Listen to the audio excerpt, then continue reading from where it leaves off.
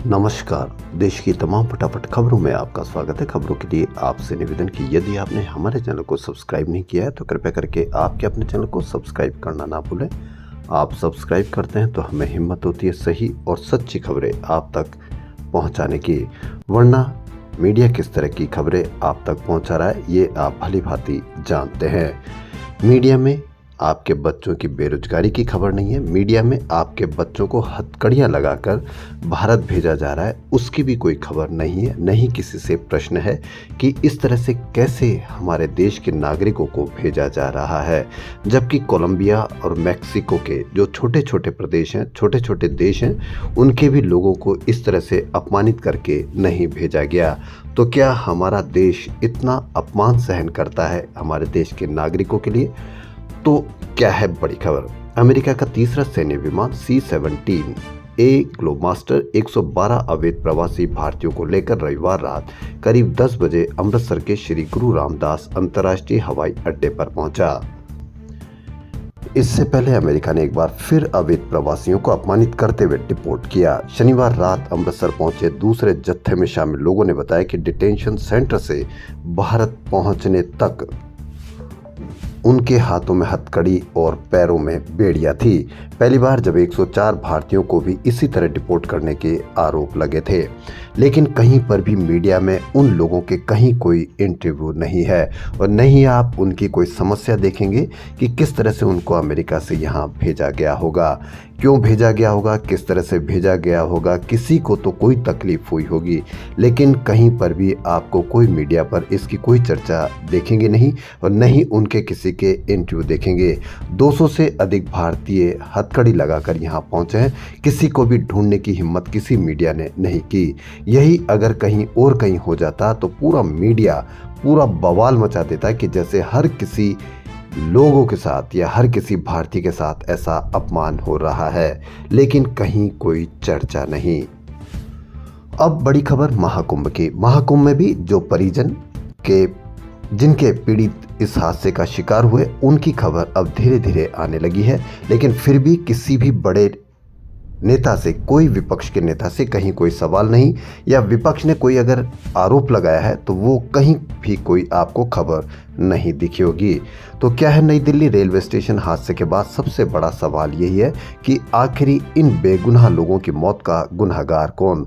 Rail प्रशासन की 2 सदस्यीय जांच कमेटी अपना निष्कर्ष निकालती रहेगी, लेकिन दिल्ली पुलिस का आकलन प्रत्यक्षदर्शियों की गवाही और हादसे के शिकार लोगों के परिजनों की आप बीती इशारा कर रही है कि प्रशासन की लापरवाही और भीड़ प्रबंधन में चूक ने कई लोगों को जान ले ली है। दिल्ली पुलिस और रेलवे पुलिस इस घटना के लिए भीड़ भरे प्लेटफॉर्म पर प्रयागराज के लिए स्पेशल ट्रेन चलाने की एक उद्घोषणा को जिम्मेदार जरूर बता रहे हैं, लेकिन एक समय था जब महाकुंभ शुरू हुआ था, उसके पहले एक इसी तरह की लापरवाही की वजह से जब भीड़ द्वारा कुचल दिए गए थे आपस में भीड़ भरी भगदड़ में, तो उनको किस तरह से बदनाम किया गया था। क्या उसी तरीके से इस हादसे को बदनाम किया जा रहा है या इस हादसे को किसी जिम्मेदार बताया जा रहा है?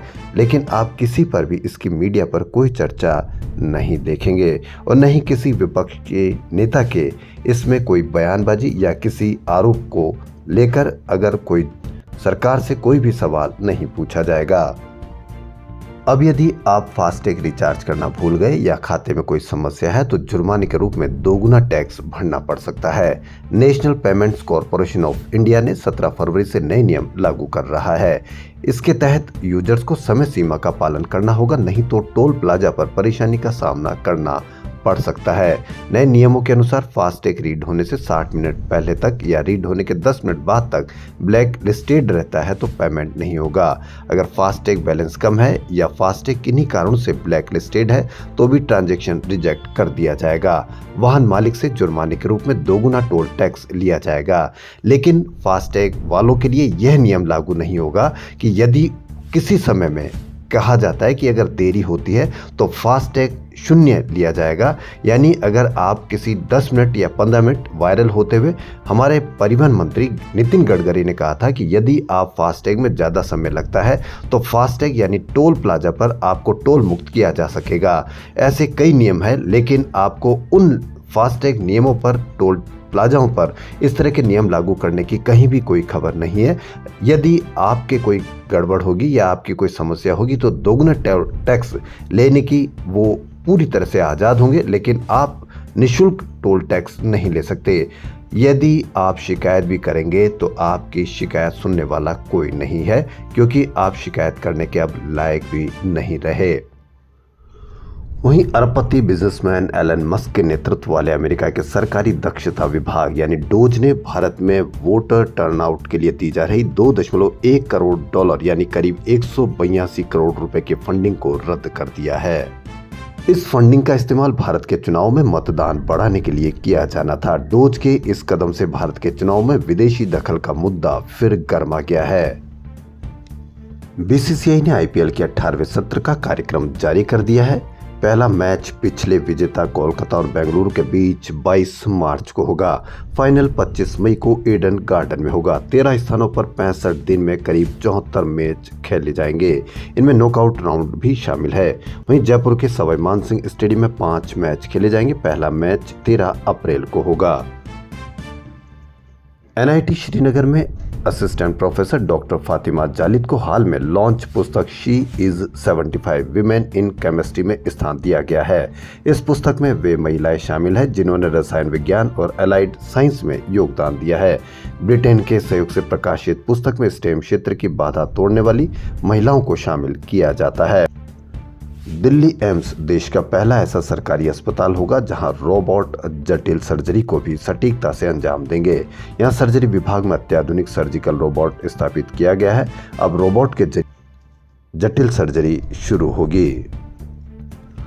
अमेरिकी राष्ट्रपति डोनाल्ड ट्रंप के रेसिप्रोकल टैरिफ लगाने के आदेश के बाद से ही देश के हैंडीक्राफ्ट एक्सपोर्ट्स चिंतित है, लेकिन आप कहीं पर भी इसकी मीडिया पर कोई चर्चा नहीं देखेंगे, न ही उनके बयान लिए जाएंगे। और अगर बयान भी लिए जाएंगे तो ऐसे लोगों से बयान लिए जाएंगे कि इसमें भी वो फायदा बता देंगे मीडिया वाले।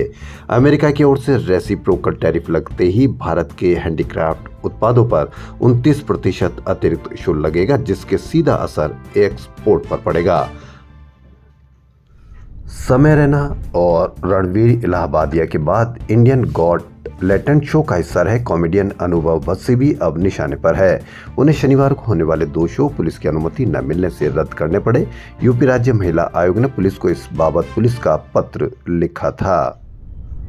खबरों फिलहाल इतना ही। यदि आपको हमारा चैनल पसंद आए तो लाइक, सब्सक्राइब और शेयर अवश्य करें। धन्यवाद।